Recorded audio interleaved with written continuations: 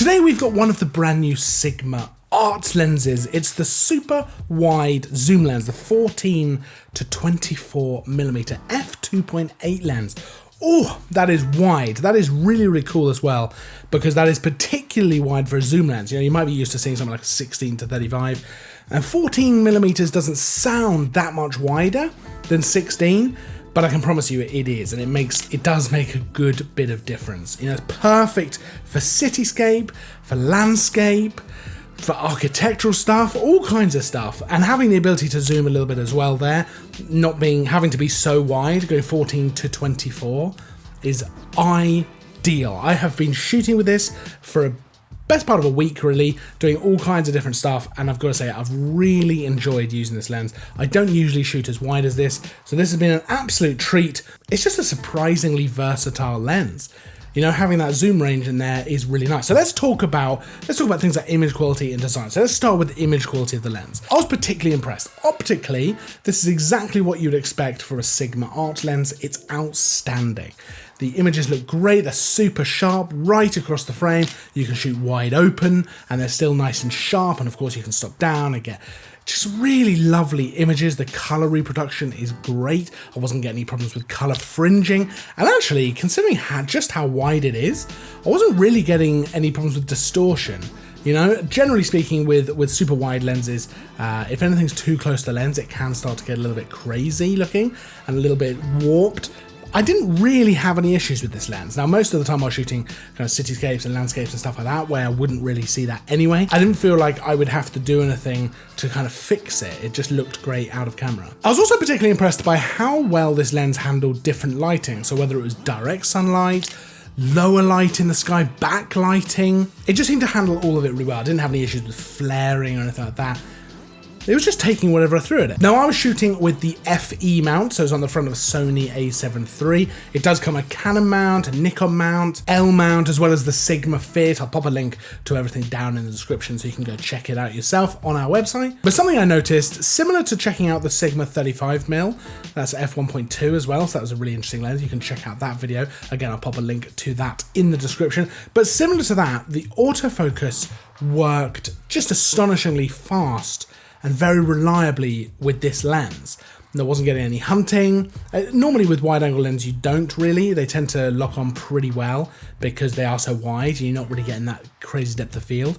But it was really quick. It's notable how quick and just reliable it was. Of course, that f2.8 aperture means you're going to be able to let in quite a bit of light. That's perfect for low light shooting, when the sun's low in the sky or when it's gone completely, you know, sunset, stuff like that. You're going to be able to get nice sharp images, but still letting in lots and lots of light. It also means that if you get close enough to things, you're going to be able to get a nice bit of bokeh. You get a bit of a shallow depth of field. And I was quite pleasantly surprised to see that the bokeh does look quite nice. It's quite smooth. It's not something I would normally go for with a lens like this. You know, I'm not out shooting with a 14mm lens to get bokeh. You know, that's not something I'm trying to get. But it's nice that you can get that. And that 2.8 aperture, for me, is all about low light shooting. It's all about being able to shoot in those darker conditions. In fact, this would make a great astrophotography lens. I'd love to try this out. Unfortunately, it has just been overcast all the time. And no one wants a night picture of some clouds, or maybe some people do, but I wouldn't get any stars at all, which is such a shame. I was really hoping to be able to check that out. But in theory, this should make a great astrophotography option. So let's talk a bit about the build and the design. So it's a decent size lens. It's not small. It's definitely not small, but it's not really that big either, especially for such a good quality zoom lens. It's also a fairly decent weight as well, so it's not going to be super front heavy on the front of something like an A7 III. I never found that to be an issue. It's kind of a nicely balanced weight, and it feels good to hold.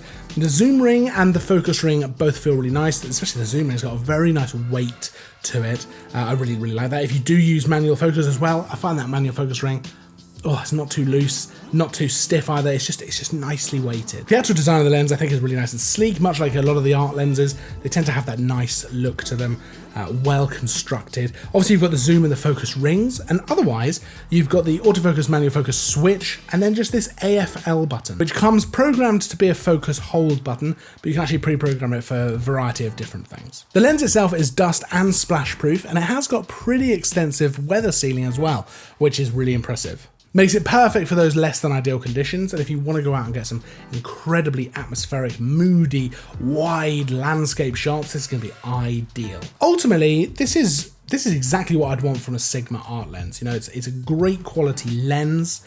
The glass is great. Optically, it's outstanding. Pretty much exactly what I've come to expect now from Sigma art lenses. You know, they're generally really up there with some of the better lenses. In particular, I love the zoom range on this. It feels very versatile. You know, that's super wide at 14mm.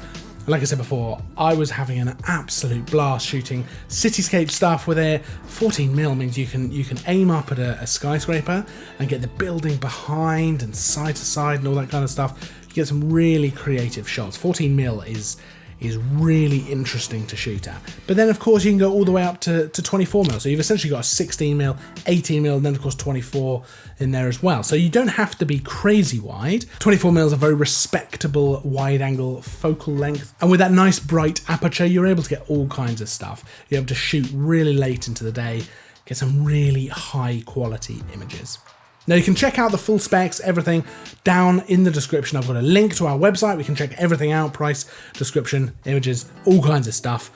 If you have any questions about the lens at all, pop them down in the comments. I'd love to hear your thoughts as well. You know, I found this lens really interesting. I'd love to hear what you think as well. If you like the video, make sure to give it a thumbs up. Make sure to subscribe as well for all kinds of stuff, tutorials, reviews. Make sure to check out our video on the 35mm as well, the Sigma 35mm f1.2. Oh, that is a lens, let me tell you. That's definitely worth it. I'll pop a link to that in the description so you can check out the video on that.